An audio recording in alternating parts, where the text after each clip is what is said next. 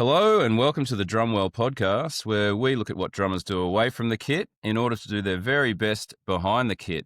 And today I have an excellent guest, a Guinness World Record holder, drummer for the Babes, a regular clinician, and also the creator of the Art of Hard Rock Drumming course. Please welcome Moni Lashes. Hi, thank you for having me. Thanks so much for being here. I've been following you online. We've been Facebook friends for a while, and I've been following your adventures. And yeah, really stoked that you can be here today. So yeah, thank you. I'm very excited to have a chat. Yeah, it's always good to nerd out a bit with other drummers, and that's kind of what this podcast is about. So yeah, let's get stuck into it with the first talking point. I've actually got a lot to unpack in this talking point with you. But yeah, the talking point is, what do you do away from the kit in order to do your very best behind the kit? So exercise, warm-ups, practice. But I'd love to pick apart like what you do, say, for, warming up for a gig with the Babes, or what you might do if it's different with a clinic.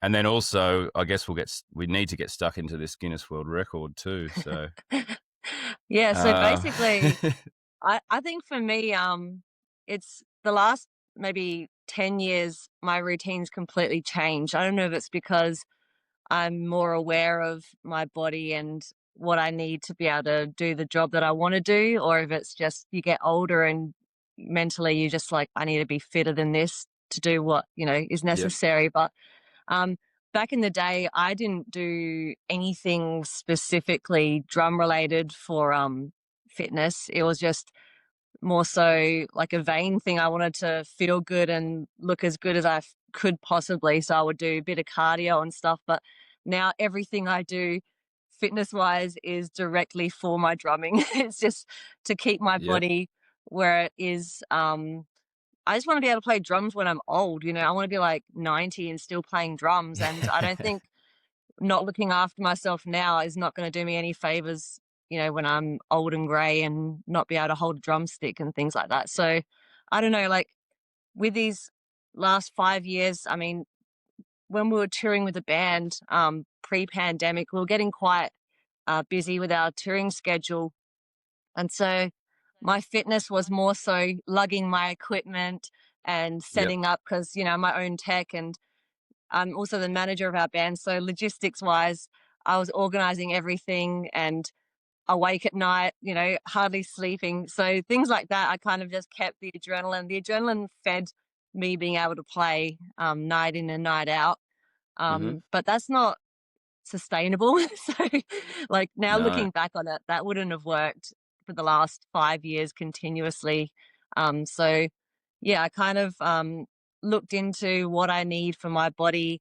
I wanted to play more powerfully. I wanted to hit the drums harder and be able to play an entire set at the same intensity, because I'm a pretty big advocate. People are paying money to come see a band. They want a show from start to finish. They don't want to see a drummer fade off at the end when it gets too hard.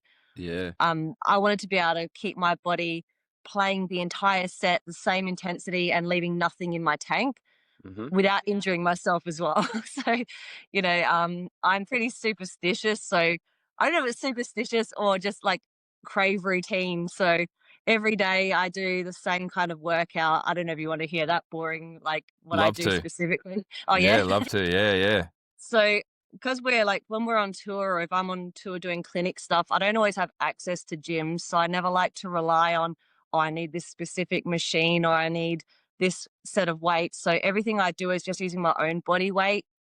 That way I have no excuses because Yeah. I could be anywhere and do it. So I always like to go for a walk because getting old, my knees, I don't know if I can really handle running. And, there's some days you just don't feel like it. Whereas when it comes to walking, there's no excuses. You can go for a half-hour walk, get your body warmed up.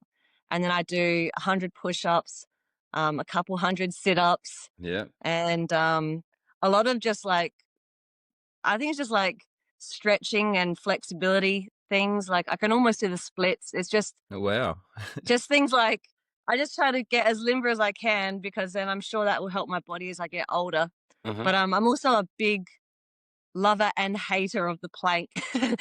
because I find it helps my core strength and it helps me with my drumming and my posture and things like that. So I hate doing it at the time, but you absolutely will reap the benefits from doing things like that. So I try and do 5 minutes of plank every day and I Wow. hate every second of it, but it helps. Oh, it's rewarding at the end of the 5 minutes, though, isn't it? Oh Yeah. yeah, I'm like I'm dripping with sweat after a plank. Like that's how unfit I must be, but it's so necessary. And yeah, I've had comments from people who have followed my drumming journey and seen me 10 years ago performing to performing now, and my power on the kit is noticeable to people. So that's exactly what I wanted to achieve. And you know, if it means I have to do a plank for a few more years, and I'll do it. Totally. You till you get the shakes. Yeah. Planking Oh, there. Yeah. there's shaking. Yeah. There's shaking, there's swearing I'm never doing this again every day. Yep. Oh, that's good though. That's sort of obviously you've embedded a bit of a routine. Like you were saying about body weight workouts, that's really how I got into exercising Okay. with this little 7 minute workout app, and it's basically 30 seconds, 12 different exercises, and it goes for 7 minutes. And I still do that on tour. I also take like stretch bands now, like Yeah, resistance bands, and so I've sort of got into that. But very good. planking, core strength is so necessary for drumming, which I never realized until I got a bit older and had a bit of a back problem a couple of years ago and Yeah. had to fix that through a lot of core training. But yeah, that's great.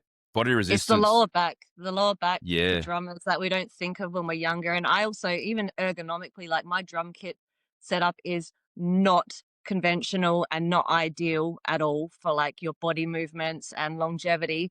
But I don't want to sacrifice the visual aspect of my kit because we're not playing anything technical. We are a hard rock band and we want to put on a show. So I'm willing to sacrifice my comfort and ergonomic wise on my kit.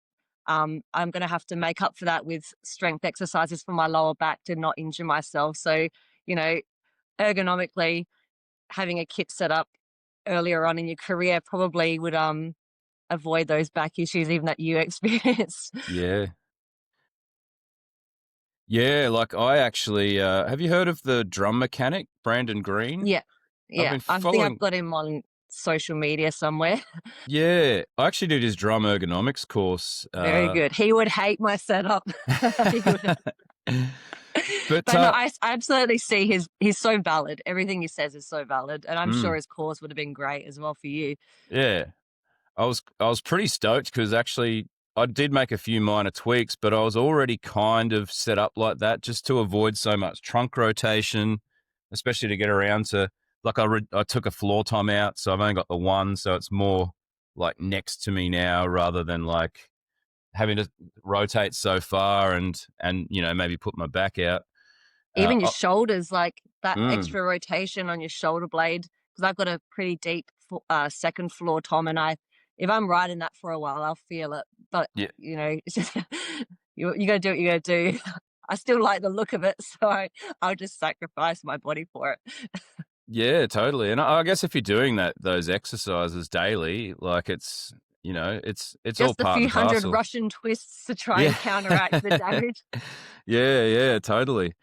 Um, I think as well, like for me, it was always I call it the cockpit. Your hat, Yeah, snare, and kick. As long as yeah, that is kind of because that's where you mostly are, and even the ride. As long as that's all right. that's kind of like reachable, anything else that you're not hitting as much, it's not as bad as you sort of think. Yeah. Like as people sort of think, it's as long as you got that sort of main base in place and that's comfortable, then any It's of those different other if you're little like movements. recording 12-hour days and, Oh yeah. you're not in front of anyone. It's just for recording and then you want to have everything really within reach. And like that drum mechanic fella, I'm sure he's more emphasizing accessibility for every aspect of your kit at all times. Mm. That's probably for really suited for people who are on the kit a lot. Like I'm not a lot on my kit at the moment. And when I am, it's for like one set, you know, it's like Yep. one set a day. And I'll live with having to kind of extend for a China or something like that, you know, Yeah. like, but, you know, someone who's a session drummer and, you know, needs to have comfort, this, I totally agree. Yeah. I mean, I totally get what you're saying. I've kind of had to adjust it a little bit where I just set it up the same the whole time. So otherwise, because I found that like playing live and recording, like if anything was in a different spot, I'd I'd maybe miss it because you get that muscle memory build Definitely. up. Yeah, yeah. That's But me with a cymbal. Like my second crash is like, if it's just the slightest, I don't know why, like I'm so locked into this one position, but it's just I can notice it straight away as well. yeah, yeah, it's funny. I watch other drummers setting up, and they're like getting everything to the millimeter, and it's like, yeah, I do that. Yeah. You You can know. tell. Yeah, yeah, It's you like, can did you tell. touch my drum set? You know. Yeah, you totally do. So, like, what sort of preparation did you put in for this Guinness World Record? So you have the record for continuous drumming for 24 hours. Is that correct? Yeah, without a Yep. break. And I also did it outdoors. So there's been a few people that have done it like indoors. Um, but yeah, so preparation wise, well, the reason I did that was I was helping my family fundraise for my dad's medical treatment. Okay. So it was kind of like a not a long lead into that event. It was just Yep. kind of desperation. So I didn't really prepare for that, to be honest. It was I was living in a warehouse at the time, so that I could have my drums wherever I wanted, playing whenever I wanted. Um, so there was one day in the warehouse, maybe like 2 weeks before the world record. I'm like, you know what? I probably should like just see how long I can play for and just make sure that I'm not going to embarrass myself. Yeah. And I got like an hour in, I got bored. So I kind of psyched myself out preparation wise. And so I didn't do anything else after that and just went into the event hoping that my stubbornness would get me through. um but you know, I at the time I was doing exercise not drum related, just like a bit of cardio, push-ups. I'm always a fan of the push-up. I've Yep. just always liked that. um just generally that kind of exercise. I've never done weights, it's not my thing, and I have tried starting it and I find I get myself injured because I'm just not experienced enough and don't know what I'm doing. So Right. I'm just going to stay in my lane, I reckon. But yeah, so I did the world record, and after the 24 hours I'd lost my voice, and something happened to like a blood vessel in my foot because my foot went all black. I don't know, like my Oh, kick drum foot, but it didn't hurt. It just looked super gross. yeah, right. And I was really worried that my lower back would hurt because of how like my kit is set up. But my back was actually fine after that, Excellent. and I think it's because of the Pel throne. I have one of those like Harley thrones, um, so it's like so comfortable. But I think that really helped not have any injury with that, and even my wrists and forearms, they weren't like, no, tired, and I'd had like definitely had enough of the drums. I was Mm. definitely reconsidering my life. But Yeah. there was no like injuries to say, you know. I had to go back to work like the next day. So Right. get over it really. Yeah, yeah. Like, what sort of recovery time was there? And then how long before you actually sat down and played again after that? Well, I'm a drum tutor to like young kids, so the next day I had to go back to work. So I Yeah. finished the world record on like 2 p.m. Yep. and then I went and inhaled an entire pizza and Nice. um, had a few like 2 liter bottles of Coke because I'm like a real athlete. Yeah. But, I fell asleep and then I just basically had to get back to work, like whatever the next next school day was, back into it. But my Right. body was fine. Like I lost my voice a little bit because it was cold. Like Adelaide gets pretty chilly at times, and this was Mm. not in winter, but like it was getting cold. And I was in Rundle Mall, which is like an outdoor mall, and you know, it started to get cold about 2 a.m. So Right. I'm sure that had an impact on why I lost my voice. Yeah, yeah. Did you feel the cold, like, body-wise, or Yeah, were you yeah. kinda yeah, right. It's because it's an open mall. it's very breezy, so it's more Yeah. like this icy wind. But like my whole family stayed there the whole time, and my bandmates as well, the entire 24 hours, more so Awesome. for security, because there's a few characters in There Adelaide is. City at between 12 and 4 a.m. I had a Yeah. couple of them come up to my kit and you know, not quite sober and trying to touch my drums and stuff, and I just didn't want to stop playing. So I was glad that everyone was there to try and coerce them away. Yeah, yeah, yeah. Yeah, But yeah, I Adelaide's made some like lifelong friends from that. There was a couple of people that were just in the mall and just stayed there for hours. I'd never met these people and they just stayed there encouraging me like 3 o'clock in the morning till like 8 in the morning. They were just there cheering me on. So it was pretty cool. That's awesome. Yeah. Yeah, I know the Rundle Mall quite well, Do you? the big silver balls. Yeah, I was not far from there. I thought it'd Yeah. be a cool landmark because that's like one of the iconic places in Adelaide. So Yeah, it I is. just thought that it might get a lot of foot traffic, and I thought I'd get like when I was thinking of the event, because my sister and brother were holding fundraising events and ideas, but I just had no idea for myself how I could help contribute. I'm like, if I saw someone drumming in Rundle Mall for 24 hours, I'd chuck them a few coins. Yeah. Yeah, so I was like, you know, I was hopeful to get like $200. That would have been awesome. But we ended up getting like $9,500. Wow. Yeah. So Like that helped. And then my dad ended up having the medical treatment and it was a success. He's like alive and well, even playing drums again now, 10 years later. So amazing. yeah, it was worth it for our whole family. Awesome. So that was 10 years ago. Yeah, it was 10 years ago this year. Wow. And you've still I was held that. thinking about doing the record again, but I All don't know. right. I don't know. Well, I mean, if you still hold it, like Yeah. you've done your bit. My dad says no one will ever break my specific record because no bloke can go 24 hours without going to the toilet. I know, yeah, that was when I read like the non-stop, no toilet breaks, no food Yeah. breaks. I was like, that's If you don't impressive. drink and you don't eat, you don't need to go to the toilet. Yeah. Yeah, because I'm like every couple of hours at least I got to go. So Oh, yeah, trust me, as you get older, it changes. That's why I'm like, I don't know if I could do this now. yeah, totally. Yeah, wow, that's impressive.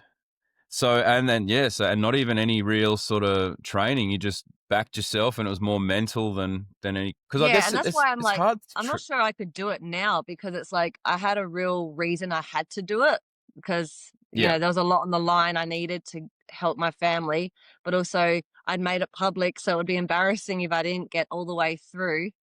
But I Mm, also didn't advertise it as going the entire 24 hours because I didn't think I was going to do that. I wanted to just play drums because the world record actually allocates, you're allowed to have a break every hour for 5 minutes and you're allowed to accumulate right. those. But I didn't want to do, I thought that was soft. I thought anyone could really do that if you think about it. Because then you can go to the toilet, you Yeah. can have I think that's like a bit soft. So my aim was initially to go to 12 hours and then take a 5 minute break. But then like the next thing I knew, I was already 13 and a half hours in and it was starting to get a bit more attention from people like, wow, she hasn't even stopped once. I'm like, oh man, I just got to keep going. But yeah, Yeah. I just kept going, and then about mid morning, I was really hating life. It started to like really suck. um, Yeah. but then my grandma, like my nonna, came and she was watching on, and she's like, because we're Italian, so she was like, Yeah. you know, the encouraging words, and the next thing, it's finally over. Amazing. That's so cool. That's fantastic. It's real feather in your cap. Like what were you actually playing? Like were you I playing any was, songs or were you just doing yeah, beats or I had an entire playlist, but then I got sick of that real fast, even though I'd made the playlist. So then I Yeah. chucked it onto Triple M. I don't know if you guys have Triple M. It's like a rock We do. station down here. Um, Yeah, we got that. so I did, yeah, yeah. So I played along to that, including the ads. So as you know, commercial radio has a million ads, but a lot Yeah. of our ads here have jingles. So I was playing along to every jingle as well. Um, But yeah, I heard like James Rain about 15 times the same song in Yeah. that 24 Oh hours. wow. So that sucked. But you know, I can't hear it and not think of playing it now every time it comes on Yep. the radio. But yeah, I just played along to the radio. And then like towards the end of the record, someone messaged Triple M to let them know that I was doing that. And then they got on board and helped me as well. And um they got my dad and I in to their radio station to chat to the morning anchors and stuff. So that was cool. That's great. Yeah, it's amazing how quickly sort of word can spread when you do something like that. Yeah, definitely. Yeah, like I cut my dreads off last year, and I just sort of put it out a little bit, and that raised a fair bit of cash for support act. Very cool. Yeah. Yeah, The but support just act's great. yeah, they definitely have helped a lot of my industry friends, especially through like COVID and stuff. So Definitely. no, very cool. Now you do also quite a bit of. I watched your updates through Japan earlier in the year, like doing clinics, and you do Yeah. quite a few clinics from what I've seen. Is there like a different approach towards clinics, or is it very similar? Sort of, you do your body weight stuff, you do your warm ups, or do you have like a different kind of approach to that versus say playing live or playing for 24 hours? I do a little bit differently. I do all the body weight stuff, but I also do a whole bunch of practice pad stuff to warm up my wrists. Um, I don't know if it's just like an internal pressure thing doing a clinic. I know that drummers' eyes are on me. So, Yeah, it's a bit different to playing a gig where it's like I'm entertaining the general punter. There might be a drummer or two here. At the same time, like when I'm playing a gig, it's just gutsy, hard rock and roll. Like it's not studying how tidy my flams are or yeah, yeah, whatever, like, oh, she was a bit rushing here or there. It's rock and roll. It's meant to have push and pull. But when I do the clinics, I definitely feel more internal pressure. And I've never had, nothing external make me feel this way. It's just I feel like I need to be my best drummer for those things. So I prepare by doing heaps more pad work leading up to the clinic.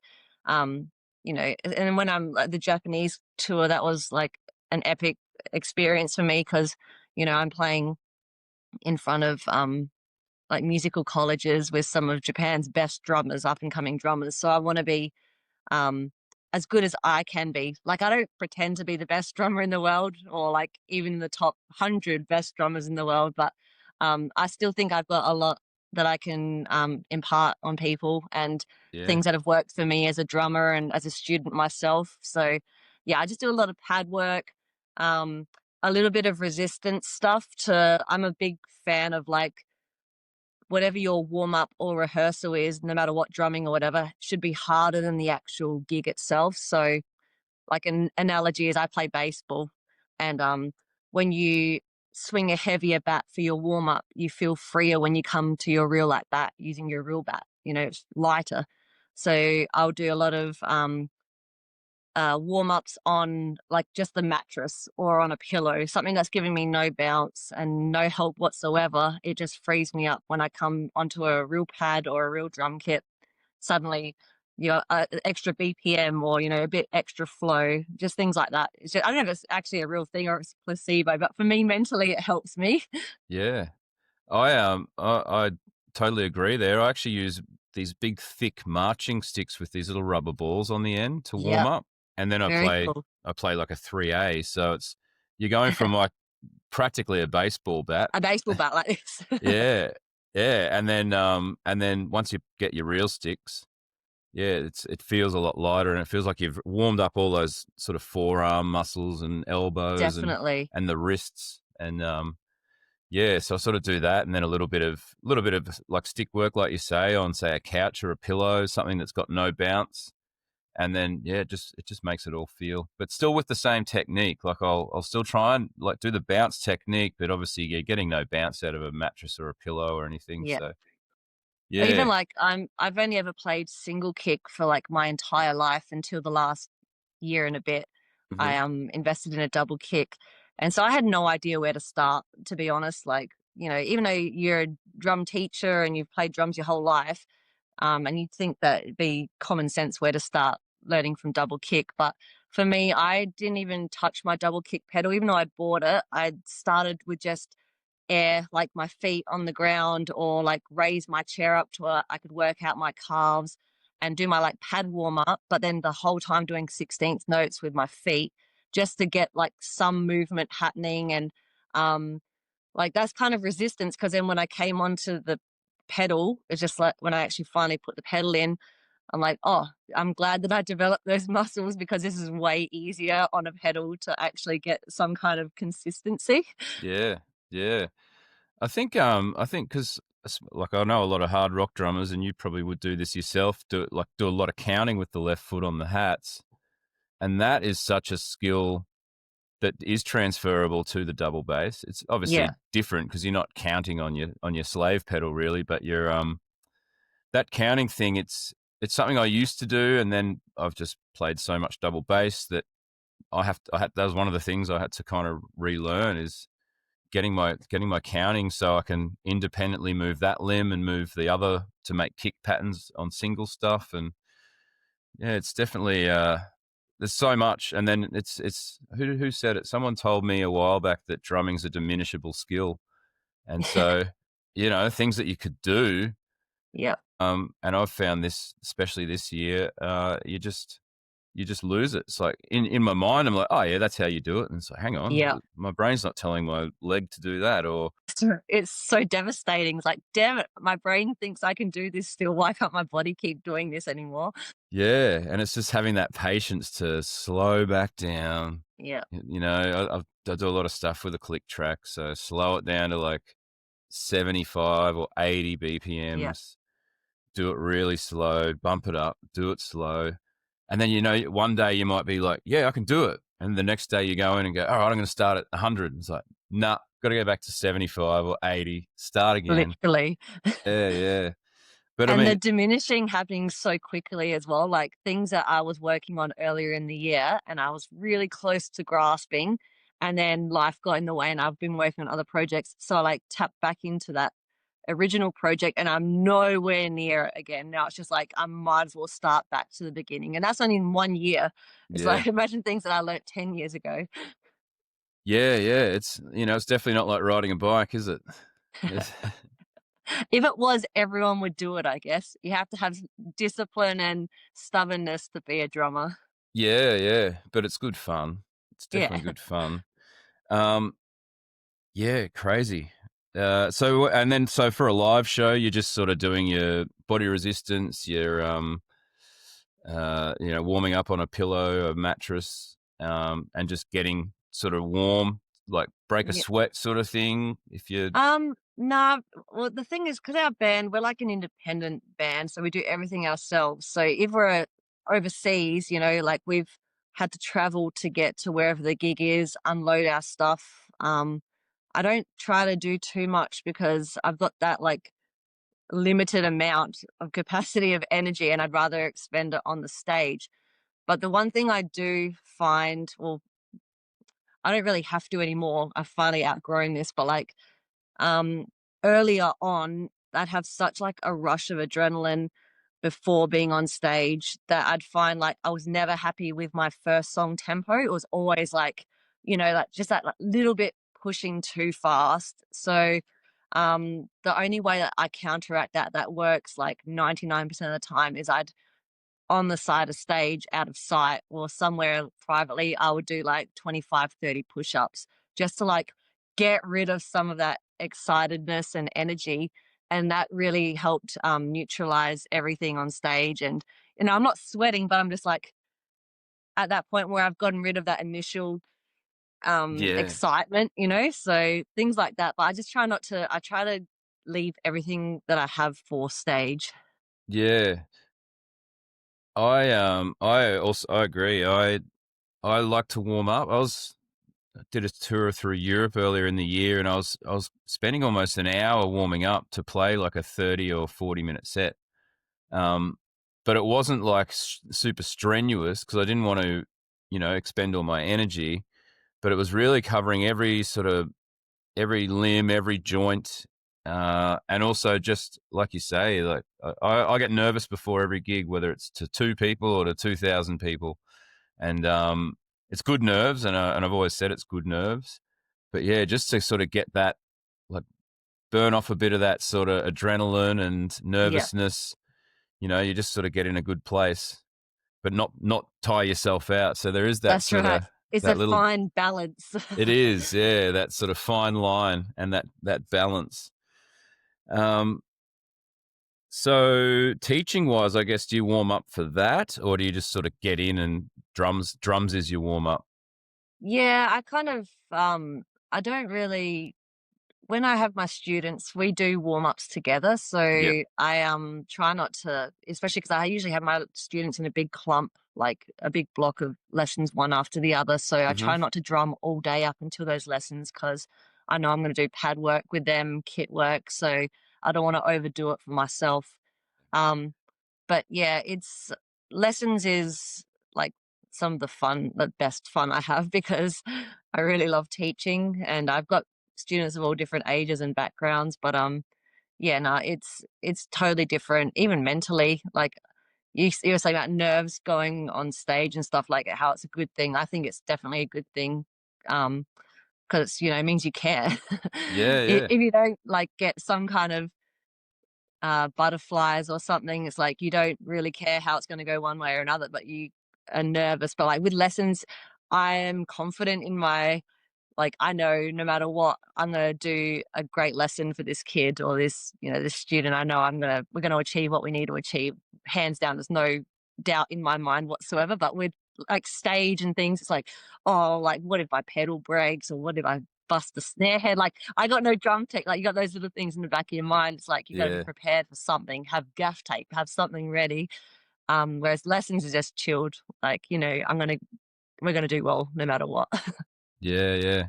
I actually, I haven't taught for a while, but I did used to teach a little bit, and I'd always get quite nervous, but I'd always do it in a block. And once I got the flow with the first student, it was like, all right, well, and then often I would kind of teach the same thing to all the students because I'd always have the same people on the same days. Yeah, And so it's like, oh, well, that went well with this student. So the next one, we'll do something similar. Next one, we'll do something similar. But that's yeah, right. I haven't taught for a while. But I used to warm up a little bit on my own, just a bit of body resistance stuff, just to sort of get the Yeah, body limber, yeah, and I also encourage students to do that because yeah, definitely. it was never anything I did when I was younger either. It was probably really like late 20s. I probably started actually warming up drum was like pad, like hands and feet, sort of just a bit of pad work. And then it got to the point where I really needed to start stretching, moving my body. And then I got into exercise. I was a bit overweight and I needed to drop that so I could play better. And it definitely helps. It's No, just definitely. part of the routine now. Then day to day, even if I'm not doing any drum related stuff, which I do most days, but even on the days I'm not, I exercise 6 days a week. So That's the thing. It just needs to be routine for me. Like it's non-negotiable unless something really bad's happening. But like I don't know if it's superstition. I don't know what it is, but like I need to do something every day so that when I get on the kit, I don't feel guilty. It's just like, well, I've done as much as I can to lead up to this moment. So now it's time to enjoy it. If now I can get through it or, I'll try my best. But like there was a new motto, it's like this year was when I can, I will. So, if there's a day where it's like, oh, I'd really love to just sit here and couch potato, it's like, well, I could probably just go for a quick walk and then I'll couch after that. And I can negotiate with myself like yeah, that yeah. and barter. But yeah, Earn that reward. Yeah. yeah, Yeah, for sure.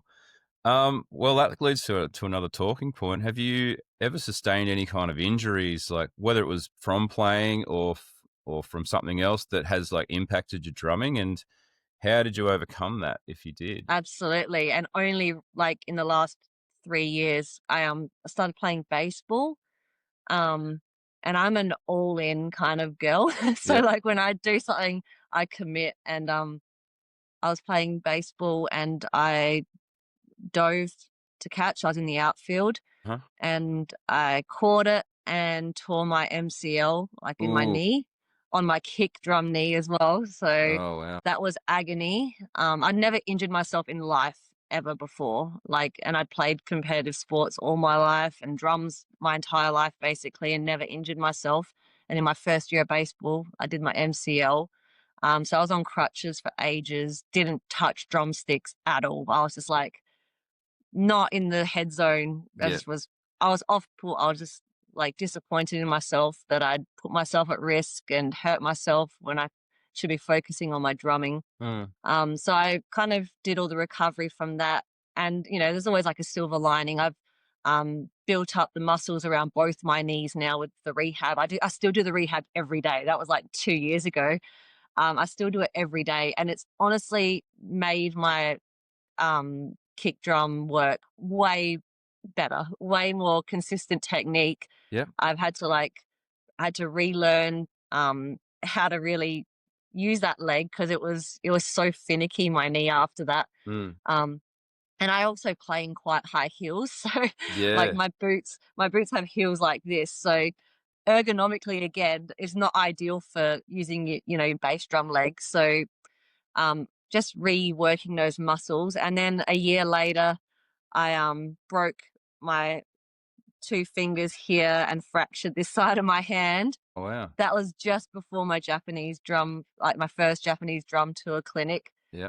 Um, that was devastating. That was in baseball again. I was like sliding to get safe to a base, and then my hand pushed up against a like rock hard base like that and cracked everything there. And so with that, it's impacted how I hold my sticks and my technique. I had to kind of relearn a different way that was comfortable for me to play drums again. Um, but again, silver lining, I get way more power now out of because I'm a lefty, so my Yep. right hand's my snare hand. Yeah. So that was my snare hand. So I actually kind of developed my own. It's like I use molar technique, but now it's kind of like a hybrid because it's kind of on an angle. It's not so much wrist up like this anymore. It's kind of like I have to crack almost like it's like question mark shaped kind of to be able to get my whip. Yep. Um, but yeah, I don't have any pain, so I'm happy that I can play drums. Like people have so many injuries where they miss out, they get sidelined forever. But Mm. just little things like that. And then the final injury at baseball was last year. I went to catch. I didn't have my glove on. I was walking behind the fence, like in the protected zone, Yep. and a foul ball came over, and there was a whole bunch of kids and a couple of parents, and the ball was about to hit them and hit me. So I went to catch it barehanded, and it caught my ring and sliced the webbing of the inside of my hand here. So that was the day before our baseball final, so I couldn't pitch in that game. But Oh, yeah, it also sidelined me from my drumming for ages, and it just was not comfortable holding a drumstick. It was like there might have been some kind of nerve or something that it was really uncomfortable to hold sticks again. Um, but just like over time, I just had to force myself. I'm just like, I need to get back on the kit and need to get practicing again. mm. And you eventually get all your calluses back, Yeah. and it doesn't feel as weird after a while. So yeah, I'm not playing baseball anymore. All right. Yeah. So, I yeah, I just don't I haven't got time, and I don't want to risk any more injuries because I can't control myself and just chill out when I'm playing. So yeah. Yeah. No, like you were saying, with your knees, and you still do it. I still do my the two main key concepts of healing my back, because I had a degenerated L5S1 disc, which okay. is it's basically completely fixed, but it was like a Wow. hip hinge and a squat. So that's like hip hinge translates to a deadlift when you're doing weights, or I'll use like resistance bands and squatting, and I do that every single day. Yep, Even if I'm not working out, I'll still do like definitely. hip hinges with a broomstick to, for Something. posture, Yeah. and then I'll do some squats, and then that might be it. Saturday's my day off. Saturday I don't Yeah. exercise. I don't have any kind of that's my sort of force things. yeah, that's my sort of that's actually forced to not do it. It's a Yeah. forced rest That's day. just as important though, like whether it's physically important to have that rest day or just even mentally to allow yourself to have that day, it's Mm, important, I think. yeah, for sure. But what sort of things were you doing for your knees, like rehab wise? So when I went to the hospital for it, and they told me what had happened, the nurses there had also one of them had already done her knee playing a sport. So she just gave me some physio exercises like I don't know what they're actually called, but I go up both feet up on my tippy toes and hold for 10 seconds so that I'm engaging like the around like surrounds of my kneecaps. Do that for 10 seconds and do that like 10 to 20 times.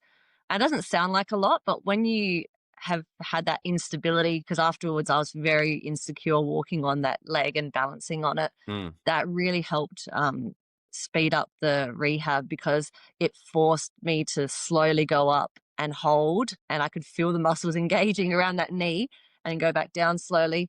And just like even just when I was bit better healed doing squats. Like I do squats every day as much as I hate them. And even like, even though it was 2 and a bit years ago that I did my knee, like I still am actively thinking about that muscle when I'm doing my squats because it's just never going to be the same. mm. But I'm glad that she gave me these little tips because it does help. And even like lunges and um yeah, just like flexibility stuff. I just try and do a lot of that because it just feels like it engages all the surrounding muscles to help support it. And I can sprint again. Like I've been running and doing things like the other fun, not so competitive sport activities. But yeah, it just takes time, and I'm glad I put the time into the rehab because it was depressing at the time. Yeah, and I like what you've said about doing it with both knees because I had a shoulder thing a while back, and so I got all these exercises for the shoulder, and I thought, well, this shoulder's fine, but what if something happens to that? So I started doing them on both sides, and they just both feel so much better for it. It's just like preventative.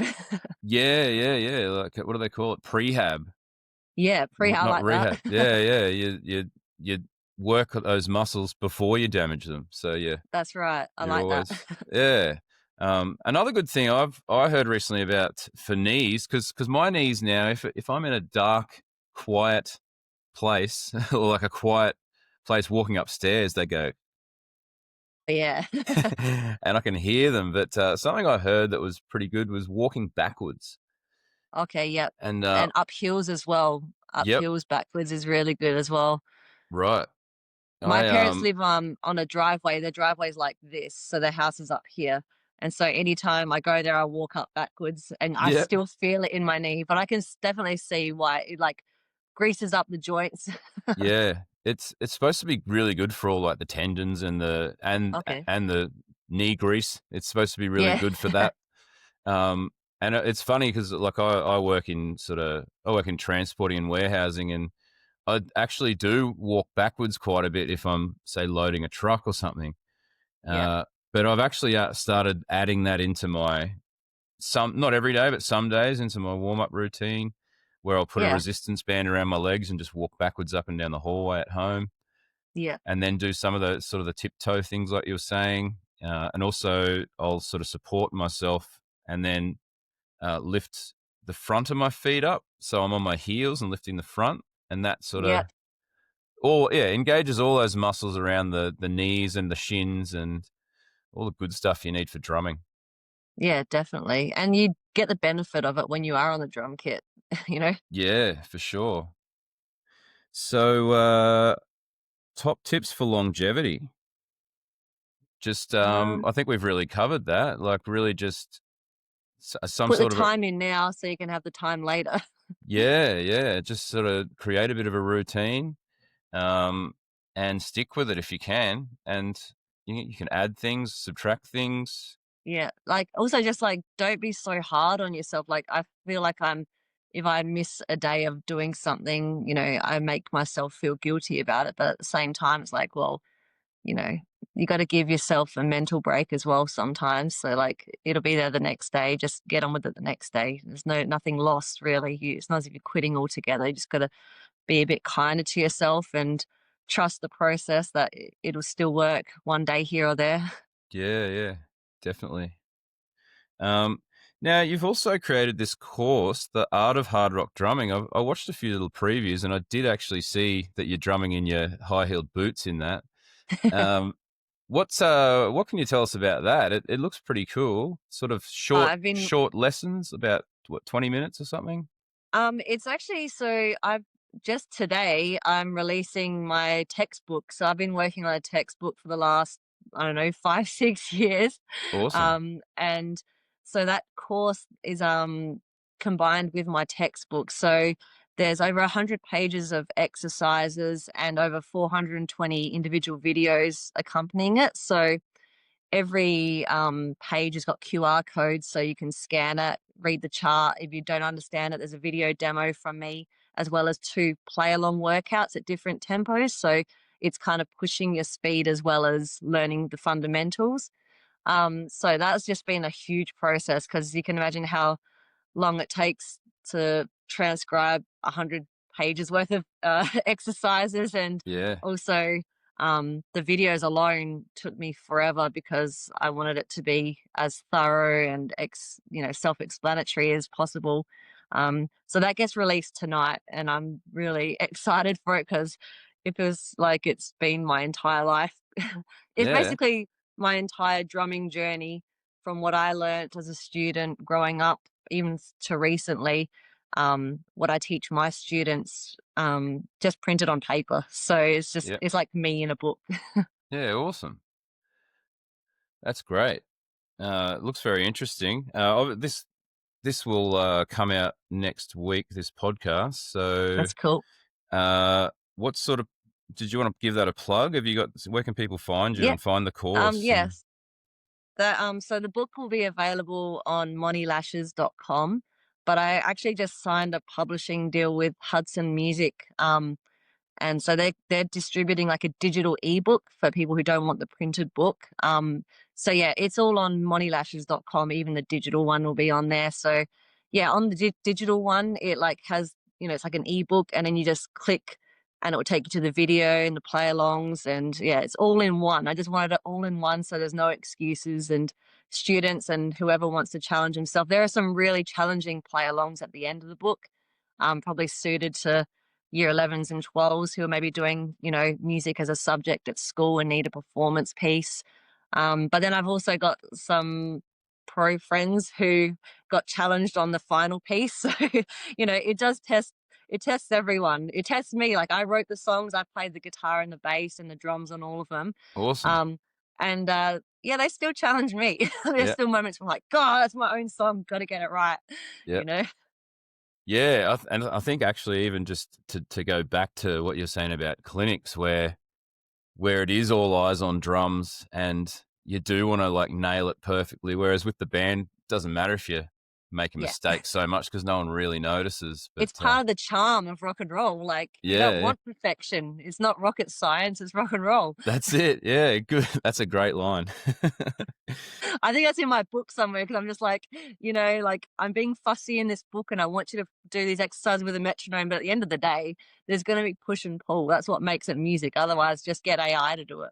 Yeah. Oh, yeah. I mean, there's people doing that now too, but that's certainly something I try to do around a click track. Is it's there, but I'm not like a robot.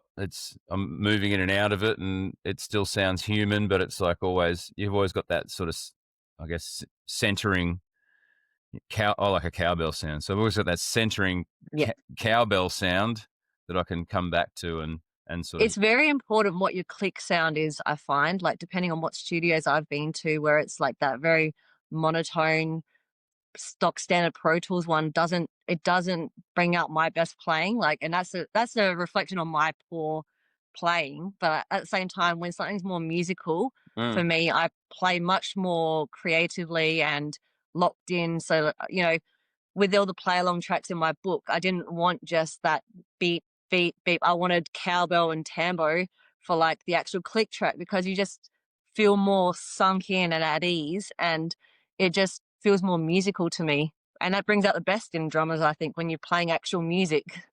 yeah. I found like the accented, I guess like probably similar to that Pro Tools click where it accents on the one and it's that sort of beep.